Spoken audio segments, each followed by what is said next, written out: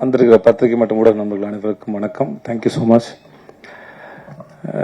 எங்கேருந்து ஆரம்பிக்க தெரியல. முதல்ல இந்த ஃபென்னி ஆலிவர் இந்த பையன் இன்னைக்கு தான் பார்க்குறேன். மார்க் பண்ணி வச்சுக்கோங்க, அவன் சீக்கிரமாக படம் பண்ணுறான் நினைக்கிறேன், டைரக்டர் ஆகிடும் நினைக்கிறேன். ஒரு எடிட்டர் இவ்வளோ அப்சர்வ் பண்ணி எனக்கு தெரிஞ்சு ரூபன் பேசி நான் கேட்டுக்கேன், ஜவானில் பேசினாப்புல.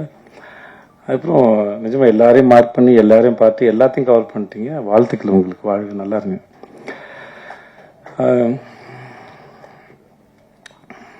நான் எல்லாரும் பேசும்போதும் அடுத்து என்ன பேசுன்னு யோசிச்சேன், அதனால பிளாங்க் ஆயிட்டேன். நான் இங்கேருந்து ஆரம்பிக்குது, ஆறுமுகத்திலேருந்தே ஆரம்பிக்கிறேன். ஒரு நல்ல நாள் பார்த்து சொல்கிறப்போ நான் சொல்லியிருப்பேன்னு நினைக்கிறேன், தெரியல. முதல்ல ஒரு படத்துக்கு வாய்ப்பு தேடி போகும்போது, வர்ணம்னு ஒரு படத்துக்கு வாய்ப்பு தேடி போகும்போது, அப்போ அவர் ராஜு சாரோட கோ டைரக்டர் பிரேம் சாருக்கு அதான் ஃபர்ஸ்ட் படம், கேமராமேனா 96 பிரேமுக்கு. நுங்கம்பாக்கத்தில் தான் ஆஃபீஸ் இருந்தது, ராஜு சாரோட ஆஃபீஸ். அவர் சாஃப்ட்வேர் கம்பெனி. நான் போய் என் ஃபோட்டோ வந்து பூபதினு ஒரு மேனேஜர் இருக்கார், அவருக்கு கொடுத்துருந்தாரு. அதை பார்த்து என்னை கூப்பிட்டாங்க. போனோடனே எனக்கு வந்து சீனை சொல்கிறேன், டயலாக் எழுதிட்டு நடிங்கன்னாங்க. ஸோ முதல்ல அங்கே டயலாக் எழுதும் போது தான் தெரியும் எனக்கும் டயலாக் எழுத வரும்னு.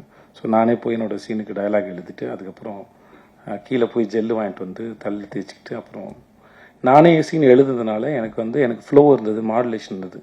இப்போ வேற ஒருத்தர் எழுதின சீனை நடிக்கும்போது நமக்கு அதுக்கு அந்த என்ன நினச்சி எழுதியிருப்பாங்க, எங்கே பாஸ் கொடுக்கணும் அப்படின்னு நமக்கு அதை ரெடி ஆகிறதுக்கு ஒரு டைம் எடுக்கும். ஸோ அந்த சீன் வந்து நானே எழுதுனதுனால என்னால் அதோட ஈஸியாக பேச முடிஞ்சது, மெமரைஸ் பண்ண வேண்டிய அவசியம் இல்லை.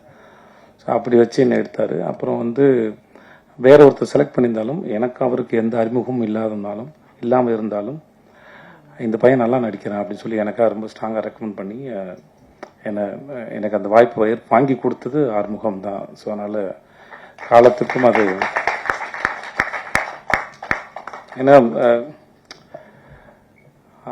ஆர்ட்டை பொறுத்த வரைக்கும் மற்ற ஏதாவது டிகிரினா வந்து வெளியே படித்து சர்டிஃபிகேட் கொடுத்துடலாம். ஆனால் ஆர்ட்டை பொறுத்த வரைக்கும் நம்ம நம்பணும், நமக்கு நாமே கொடுத்துக்கிற சர்டிஃபிகேட் நினைக்கிறேன். நம்மக்கிட்ட அது வந்திருக்கா இல்லை அப்படின்னு புரிஞ்சுக்கிறது. அதுக்கான சந்தர்ப்பத்தை யாராவது ஒருத்தர் ஏற்படுத்தி கொடுக்கும்போது தான் நமக்கு தெரியும், ஓகே நம்மளால் அதை பெர்ஃபார்ம் பண்ண முடியுதுன்னு. ஸோ அந்த மாதிரியான ஒரு சந்தர்ப்பத்தை எனக்கு ஏற்படுத்தி கொடுத்த திரு ஆறுமுகத்துக்கு எப்பயுமே நன்றி. அதுக்கப்புறம் நடுவில் கொஞ்சம் பக்கத்துக்கான படம் பண்ணும்போதும் நான் ஆப்ஷனில் இல்லை, சரி விஜய் வேணாம் அப்படின்னு தான் இருந்தாங்க. இதுவும் எனக்கு பிரேம் சார் சொல்லி தான் தெரியும். ஆறு தான் வந்து உனக்காக ரொம்ப ஸ்ட்ராங்காக ரெக்கமெண்ட் பண்ணார். விஜயை பார்த்துட்டு ஆடிஷன் பண்ணிவிட்டு ரிஜெக்ட் பண்ணுங்க, பார்க்காம ரிஜெக்ட் பண்ணாதீங்க அப்படின்னு ரொம்ப ஸ்ட்ராங்காக சொன்னது ஆறு தான் எனக்கு பிரேம் சார் சொல்லி தான் தெரியும். ஸோ அதுக்கும் ரொம்ப நன்றி. ஸோ அதனால் நம்ம நல்லா இருக்கும்போது வர உதவிகள் வேறு, நம்மளே யாருக்கும் தெரியாமல் நமக்கே தெரியாத காலகட்டத்தில் நம்ம மேலே யாரோ ஒருத்தர் வைக்கிற நம்பிக்கை தான் அந்த ஒரு இருண்ட வீட்டில் ஏற்றுற அகல் விளக்கு. அந்த விளக்கை முதல்ல ஏற்றி தொடங்குவது அவர் தான். ஸோ அதுக்கு ரொம்ப நன்றி. ஸோ அதனால் அவர் என்னதான் சொன்னாலும் எவ்வளோதான் இருந்தாலும் அது அந்த தொடக்கத்துலாம் இல்லாமல் தொடங்குது. எங்கள் அப்பாவோட கடைசி காலத்தில் வந்து தன் புள்ள வந்து உருப்பிடுமா அப்படின்னு அவர் படுக்கையில் இருக்கும்போது அவர் கேட்டபோது வர்ணம் படத்தில் நடித்த ஃபோட்டோ காமிச்சு, கவலைப்படாத உன் புள்ள நல்லா வந்துடுவான் பாரு, எனக்கு நடிக்க வருது பாரு அப்படின்னு அந்த படத்தை ஃபோட்டோ நான் காமிச்சிருக்கேன். அதனால் வந்து ஸோ எப்படி பார்த்தாலும் சில மூமெண்ட் வந்து அதை உருவாக்குனவங்களும் அந்த சந்தர்ப்பத்தையும் வந்து காலத்துக்கும் அதுக்குள்ளே வந்துட்டு போகிறது வந்து ஒரு ஏதோ வகையில் நம்மளை வந்து உயிரோடு இருக்க வைக்கிது நான் நம்புகிறேன், ஈரத்தோட. ஸோ அதனால் அதுக்கு எப்பயுமே நன்றி. மற்றபடி ஒரு நல்ல நாள் பார்த்து சொல்கிறேன், இல்லை இந்த படம் இல்லை லாபங்கிற படத்தை எனக்கு அவர் வந்து எக்ஸிக்யூட் பண்ணி கொடுத்தாரு. நான் ஜனாவுக்காக அந்த படம் பண்ணணும்னு விரும்பினேன். பட் ஏற்கனவே நான் ப்ரொடக்ஷன் பண்ணும்போது என்னோடய ப்ரொடக்ஷனில் சரியாக ஹேண்டில் பண்ண முடியாதனால அவருக்கு ப்ரொடக்ஷன் ரொம்ப நல்லா வரும். அதனால் அவரை கூப்பிட்டு, சார் ஜனாசாவோட படம், ஸோ இதை நீங்கள் இருந்து எனக்காக பண்ணி கொடுக்கணும்னு சொல்லி எனக்காக வந்து பண்ணி கொடுத்தது அவர் தான். ஸோ அவர் எனக்கு அதுக்கும் ரொம்ப நன்றி. ஸோ அதனால் இது நான் அவருக்காக நிறையா விட்டு கொடுத்தேன், அந்த மாதிரி எதுவும் இல்லை. ஸோ அவர் பண்ணது நிறையா எனக்கு பண்ணியிருக்காரு. ஸோ ரொம்ப ரொம்ப நன்றி சார். அப்புறம் இதில் முடிஞ்சிச்சு இந்த பையன் ஜஸ்டின், எனக்கு இவனை ரொம்ப பிடிக்கும். ஏன்னே தெரியாது, சில பேரை இல்லை அவன் மியூசிக் டைரக்டர் நல்லா மியூசிக் பண்ணுவாங்கிறதுனால இல்லை, அது அவனுக்கு தெரியும். ஃபர்ஸ்ட் டேலேருந்து இல்லைடா சந்தேகம் இல்லை அதில். ஏன் தெரியாது, சில பேர் எனக்கு பார்த்த உடனே பிடிக்காது, அது ஏன்னு எனக்கு தெரியாது. சில பேரை பார்த்து ரொம்ப பிடிக்கும், அவங்க நல்லவங்களா கெட்டவங்களாலாம் எனக்கு தெரியாது. ஆனால் வந்து எதனாலையும் தெரியாது, சில பேரை எனக்கு பார்த்தா பிடிக்கும். அதனால் அப்படி எனக்கு பார்த்தோன்னே ரொம்ப பிடிச்சது. நானும் அவனும் அடிக்கடி சந்திச்சுக்கிறதோ பேசிக்கிறதோ குசலம் விசாரிச்சுக்கிறதோ அப்படிலாம் எந்த பழக்கமும் கிடையாது 2 பேருக்கு நடுவில்.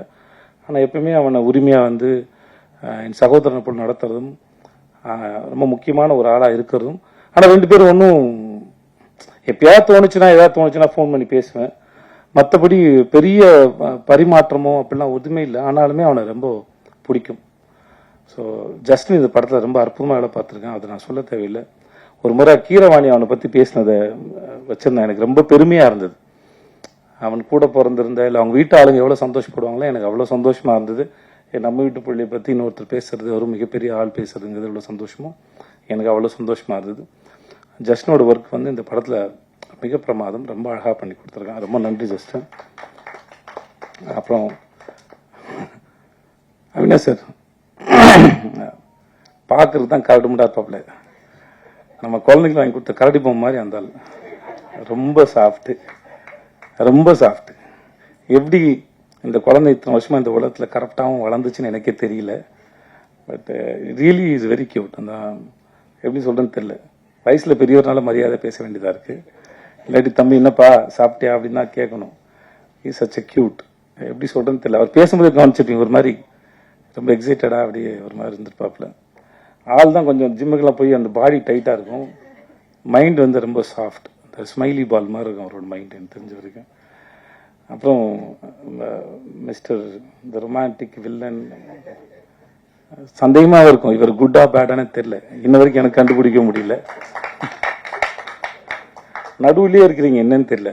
குட்டா பேடா எனக்கு தெரியாது. இவர் கூட எத்தனை வருஷம் பரவாயில்ல கண்டுபிடிக்க முடியாது போல. சில பேரை பிடிக்கும், சில பேர் பிடிக்காது, சில பேர் புரியவே புரியாது. அந்த மாதிரி ஆள் தான் எனக்கு என்னமோ தெரியல. ஏதோ பேசிட்டு போது எனக்கு தோணுச்சு அவருக்கு. I don't know, sometimes I feel. அதனால சொன்னேன், சார் ஏதோ உங்களுக்கு நல்ல நேரம் ஆரம்பிச்சு சார் அப்படின்னு தோணு சொன்னேன். சரி முன்னாடி பேசிட்டு இருந்தபோது ஏதோ இதில் வந்துச்சு. ஒரு சில சமயம் காலம் சில பாடங்கள் எல்லாம் எடுத்து முடிச்சதுக்கு அப்புறம் அதெல்லாம் உட்காந்து யாராவது அனலைஸ் பண்ணி பார்க்கும்போது அனலைஸ் பண்ணாங்கன்னா அது அடுத்த கட்டத்துக்கு நவந்து போவாங்க அப்படின்னு நம்புவேன். இப்போ ரீசெண்டாக ரூமி அவர்களுடைய கவிதை ஒன்று படிக்கும்போது அதில் இருந்தது. எனக்கு கவிதையெல்லாம் முடிச்சா ஞாபகத்தில் இருக்காது படிச்சது. பட் அந்த எசன்ஸ் மட்டும் தான் இருக்கும். எசன்ஸாக வந்து ஒவ்வொரு நாளும் நம்ம எந்திக்கும் போது சில சமயம் வந்து ஒரு அற்பத்தனம், ஒரு சந்தோஷம், ஒரு சின்ன அவேர்னஸ், இந்த மாதிரி சில விஷயங்கள் வந்துட்டு போகும். அதோடு சேர்த்து வஞ்சனையும் வரும், துரோகம் வரும், அவமானம் வரும். இதெல்லாம் ரொம்ப தூரத்துல இருந்து வருது. அது ஒவ்வொரு முறையும் நம்மளை வந்து சேரும்போது அதை ஒழுங்காக பராமரித்து பத்திரமா பாதுகாத்து ஒரு விருந்தினர் போல பாதுகாத்து அவர் பத்திரமா அனுப்பி வைங்க. ஏன்னா அது நம்மளை அடுத்த கட்டத்துக்கு நவர்த்தி போகிறதுக்கு அது வந்துட்டு போகுது, மிக முக்கியமானவங்க அப்படின்னு அந்த கவிதை பேசும். அந்த மாதிரி தம் வாழ்க்கையில் ஏற்பட்ட அனுபவங்களை உட்காந்து அழகாக பேசி அலசி ஆராய்ஞ்சு வழி அனுப்பின ஒரு ஆள்னு நினைக்கிறேன் அவர். அதனால் அவருக்கு நல்ல நேரம் இருக்குன்னு நான் நம்பினேன். அதை வச்சு தான் சொல்லியிருப்பேன்னு நினைக்கிறேன். ஸோ அதனால் இட்ஸ் மனசில் வந்து சார் சொன்னேன் சார் உட்காருங்க சார். ஆனால் மிஸ்கின் சாருக்கு செல்லமாக வச்ச பேர் இந்த டெஸ்டோஸ்டிரோன் ட்ரீ, அதே மனசில் வச்சுக்கோங்க. அவர் அதெல்லாம் கூப்பிடுறது விரும்புவாப்ல. இது கைத்தட்டி ரசிக்கிறது வந்து அவருக்குள்ள இருக்க அந்த சின்ன பையன் வந்து ரொம்ப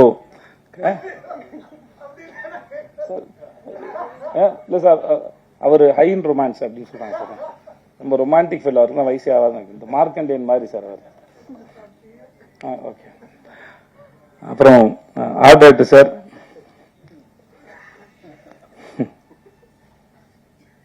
உங்களை பார்க்க உங்க ஸ்கூல் டேஸ்ல நான் போய் உங்களோட ஃப்ரெண்ட் ஆகணும்னு ஆசையா இருக்கு சார் எனக்கு. இந்த மாதிரி பையன் ஃப்ரெண்டா இருந்தானா ரொம்ப சந்தோஷப்படுவேன். ஏன்னா அவனை நம்பி நான் என்ன வேணா பண்ணுவேன், எங்க வேணா போவேன். ஏன்னா அந்த பையன் எங்கேயும் போக மாட்டான். எனக்கு அவருக்கும் பெரிய பழக்கம் இல்லை, நிஜமா இல்லை சார். 2 பேரும் அவ்வளவு பேசிக்கவே இல்லை. நீங்க பேசும்போது ரொம்ப ரொம்ப சமத்து பையனா ரொம்ப கியூட்டா இருந்து சார். இந்த நோட் புக்ல லேபிள்லாம் கரெக்டா ஒட்டி பேர்லாம் தப்பு இல்லாம எழுதி பிரசன்ட் பண்ணுவாங்கல்ல, அந்த மாதிரி ரொம்ப ஸ்வீட்டா இருந்து சார் பேசும்போது. பாருங்க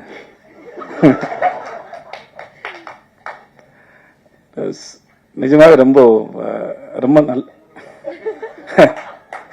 சார். நான் சொல்லி முடிச்சப்போ அவங்க மூஞ்ச பார்த்து யோசிச்சிருக்கிறாங்க சார். தெரிஞ்ச பையனா சார்? தெரியாது. ரொம்ப நன்றி சார் உங்களோட இருக்கு. சப்னா வந்து இதுக்கு முன்னாடி வந்து சப்னா ரைட் ஓகே என் கூட மாஸ்டர் ஷெஃப் ஒர்க் பண்ணாங்க. ரொம்ப அற்புதமான டிசைனர். இந்த படத்துக்கு ரொம்ப பிரமாதமாக பண்ணி கொடுத்துருங்க. சில ட்ரெஸ் போடும்போது நானே வந்து சப்னா திட்டிருக்கேன், இதெல்லாம் எனக்கு என்னோட இதுவே கிடையாது சப்னா, என்னை ஏன் டார்ச்சர் பண்ணுறலாம் கேட்டிருக்கேன் நான். ஸோ இன்றைக்கி ஸ்க்ரீனில் பார்க்கும்போது நல்லா இருக்குது. ரொம்ப thanks Sapna, thanks so much. அப்புறம் எங்கள் கேமராமேன் ருக்மிணி, ஐயோ சாரி மறந்துட்டு போகிறேன். ருக்மிணி வந்து வெள்ளை பேப்பரா இல்லை புரியாத புக்கானே தெரியாது, எதுவுமே கண்டுபிடிக்க முடியாது ருக்மிணியோட எக்ஸ்பிரஷன்ல இருந்து. But such a sensible artist. தன்னோட சீன் என்ன, தன்னோட வேலை என்ன, அதை எப்படி பண்ணணும், அதை ரொம்ப ஆழமாக புரிஞ்சுக்கிட்டு சின்சியராக பண்ணக்கூடிய ஆர்டிஸ்ட். அதாவது எந்த அளவுக்கு சின்சியர்னா, நம்ம போகிற லொக்கேஷன் இது, அந்த ஊர் எப்படின்லாம் படிச்சுட்டு வந்துடுவாங்க, அந்த அளவுக்கு ரொம்ப ரொம்ப சின்சியரான ஒரு ஆர்டிஸ்ட். நான் கூட சொன்னேன் பாருங்க ப்ரொமோஷன் வீடியோவே எந்த மாதிரி மூடில் இருக்குன்னு தெரிவி கேட்டுக்கோங்க. இல்லை ஒரு நாள் ஏதோ ஒரு ஷூட் பண்ணும்போது நானு திவ்யா அந்த ஒரு காரில் போயிட்டு இருந்தேன் சார். நானு திவ்யா ருக்மிணி வந்து காரில் போகிற மாதிரி ஷார்ட் அது. அப்போ சொன்னாங்க அந்த ஊர் என்ன, பிஃபோர் இண்டிபெண்டன்ஸ் அது எப்படி இருந்தது, மலேசியாவோட இண்டிபெண்டன்ஸ், பிரிட்டிஷ் இருக்கும்போது எப்படி இருந்தது, இதெல்லாம் இவ்வளோ படிச்சு என்னமா வந்தீங்க அப்படின்னு கேட்டேன். இல்லை சார் இந்த ஊருக்கு வரனால இந்த ஊரை பற்றி தெரிஞ்சுட்டு வந்தேன் சார் அப்படின்னாங்க. எனக்கு ரொம்ப ஆச்சரியமா இருந்தது, இதெல்லாம் தெரியாமல் கூட வாங்கலாம், ஜாலியாக தான் இருக்கும் வந்து எல்லா விஷயத்தையும் முன்னாடியே தெரிஞ்சுக்கிறது. இப்போ ஒரு வாரம் கழிச்சு நடக்க போகிறது என்ன, ஒரு மணி நேரம் கழிச்சு நடக்க போகிறது என்ன, இல்லையோ ஏதோ விஷயத்த தெரிஞ்சுட்டேன். தப்புன்னு சொல்ல வரல, அது ரொம்ப சிறந்த விஷயம். பட் அது சில சமயம் தெரியாமல் கூட வாங்கலாம், ஏன்னா எனக்கு வராதனால அது வரானான்னு அப்படின்னு சொன்னேன் வெளியே, மற்றபடி அவங்க பண்ண தப்புன்னு சொல்ல வரல. பட் ஆனால் இந்த மாதிரி ஒரு ஊருக்கு வரதே ப்ரிப்பேர் ஆகிட்டு வரவங்க தன்னோட வேலைக்கும் பண்ண போகிற காட்சிக்கும் எல்லாம் வந்து நிறைய ப்ரிப்பேர் பண்ணிட்டு வந்தாலும் அது அடாப்டபுளாகவும் இருப்பாங்க, புரிஞ்சுப்பாங்க. இல்லை நான் ப்ரிப்பேர் பண்ணிட்டு வந்துட்டேன், நான் படிச்சுட்டு வந்துட்டேன், இதைத்தான் நடிப்பேன் அப்படின்லாம் அடம் பிடிக்கிற ஆள் இல்லை. Wonderful artist. Thank you so much Rukmini, thank you. Divya ஒரு ஆக்டர், திவ்யான்னு ஒரு ஆக்டர் நடிச்சிருக்காங்க. அவங்க ஏற்கனவே வந்து காத்தவர்கள் 2 கால் நடிச்சிருக்காங்க. யோகி பாபு ஆக்சுவலாக சொல்ல போனால் இந்த படத்தில் இன்னொரு ஹீரோ வந்து அந்த ஆள் தான், யோகி பாபு தான் இந்த படத்தோட இன்னொரு ஹீரோன்னு சொல்லலாம். நான் எனக்கு யோகி பாபு எப்பயுமே ரொம்ப ஆச்சரியப்படுது. யோகி பாபு ரொம்ப ஆச்சரியப்படுத்துறது, ஏன்னா இவ்வளோ படங்கள் நடிக்கிறாங்க, இவ்வளோ சீன்ஸ் வருது. இப்போ நான் அவர் பாண்டியராஜ் சார் கூடயும் தலைவன் தலையில் நடிச்சிருக்கேன், அவர் கூட ஜுங்கால் நடிச்சிருக்கேன். பட் ஆனால் ஒவ்வொரு முறையும் எப்படி அந்த மூளை இவ்வளோ யோசிக்குது, இவ்வளோ கவுண்டர்ஸ் போடுது, அது ரொம்ப ஆச்சரியப்படுத்துது என்னை வந்து. நான் ரொம்ப ஆச்சரியப்படுறேன் அவரோட சிந்தனையும் சரி, அதை என்டர்டெயின் பண்ணுறதாக இருக்கட்டும் சரி. அங்கே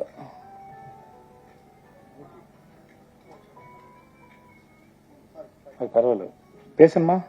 ஓகே ஓகே.